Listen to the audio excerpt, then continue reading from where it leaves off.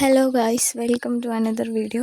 അപ്പോൾ ഇന്ന് നമ്മൾ പറയാൻ പോകുന്നത് നമ്മൾ മറ്റുള്ളവരെ ബ്ലെയിം ചെയ്ത് ജീവിക്കുന്ന ഒരവസ്ഥയെ പറ്റിയാണ്. അതായത് ഇപ്പോൾ നമ്മൾ ജീവിതത്തിൽ എന്തെങ്കിലും പ്രശ്നം വരികയാണെങ്കിൽ അതിൽ പല റീസണും കാണും. അതിൽ ഒരു കാരണം നിങ്ങളായിരിക്കും എന്ന് പറഞ്ഞ് നിങ്ങളുടെ ജീവിതത്തിൽ സംഭവിക്കുന്ന എല്ലാ ഒരു കാര്യത്തിലും തെറ്റ് നിങ്ങളുടെ ഭാഗത്തു നിന്നല്ല പറയുന്നത്.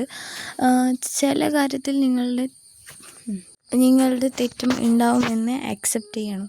ലൈക്ക് നമ്മുടെ തെറ്റ് അക്സെപ്റ്റ് ചെയ്യുമ്പോഴാണ് ഒരു യഥാർത്ഥ മനുഷ്യനാകുന്നത്. ഈ ലോകത്ത് നമ്മൾ ഏറ്റവും സ്നേഹിക്കേണ്ടതും ഏറ്റവും കുറ്റപ്പെടുത്തേണ്ടതും നമ്മളെയാണ്. നമ്മുടെ തെറ്റ് നമ്മൾ മനസ്സിലാക്കുമ്പോഴാണ് നമ്മൾ മനുഷ്യരാവുന്നത്.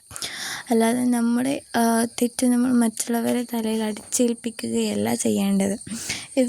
സാധാരണ ആളുകൾ ഒരാൾക്ക് ലീഡർഷിപ്പ് ക്വാളിറ്റി ഉണ്ടെങ്കിൽ ആടെ എന്തെങ്കിലും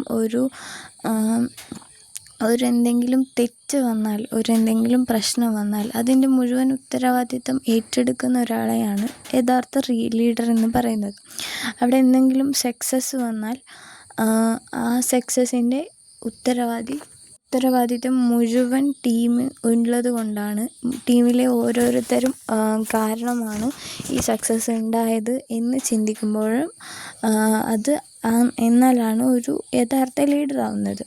ഈ ബ്ലെയിമിങ് കാരണം നിങ്ങൾക്ക് സിമ്പതി കിട്ടും, എമ്പതി കിട്ടും, പേഴ്സണൽ സപ്പോർട്ട് കിട്ടും, നല്ല നീതി ലഭിക്കും. പക്ഷെ നമ്മൾക്ക് പേഴ്സണൽ ഗ്രോത്ത് എന്ന കാര്യം ഉണ്ടാവില്ല, കോൺഫിഡൻറ്റ് ഉണ്ടാവില്ല.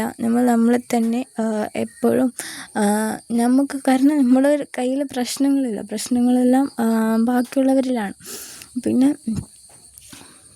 പിന്നെ ഈ പൊതുസ്ഥലത്ത് എന്തെങ്കിലും പ്രശ്നം ഉണ്ടെങ്കിൽ പറയുന്നത് നീ മിണ്ടാണ്ടിരിക്കുക, വായെടുക്കുക എന്ന ഒരു കാര്യമാണ്. ആ മിണ്ടാതിരിക്കാൻ പറയുന്നതിനാട്ടി നമുക്ക് നമ്മുടെ ചെവി അടച്ചു വെച്ചാൽ പോരെ, എന്നാലേ എല്ലാ പ്രശ്നങ്ങളും കഴിയും.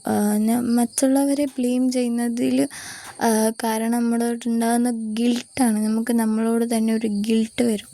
ആ ഗിൽട്ട് മനുഷ്യന് സഹിക്കാൻ പറ്റാത്തപ്പോഴാണ് ആ ഒരു പ്രശ്നത്തെ എടുത്ത് മറ്റൊരാളുടെ തലയിലിട്ടാൽ പിന്നെ ആ ഗിൽട്ട് എന്ന സാധനം നമ്മളോട് ഉണ്ടാകുന്ന ഗിൽട്ട് നമ്മൾക്ക് ഉണ്ടാവില്ല.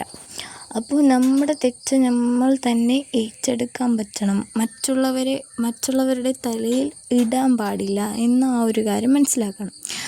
നിങ്ങളുടെ തെറ്റതിലുണ്ടോ, നിങ്ങളുടെ എത്ര ശതമാനമാണതിൽ തെറ്റുള്ളത് എന്ന് മനസ്സിലാക്കണം.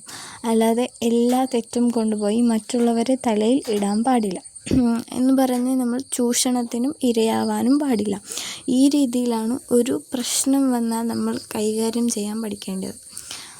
Okay guys, thank you for watching this video.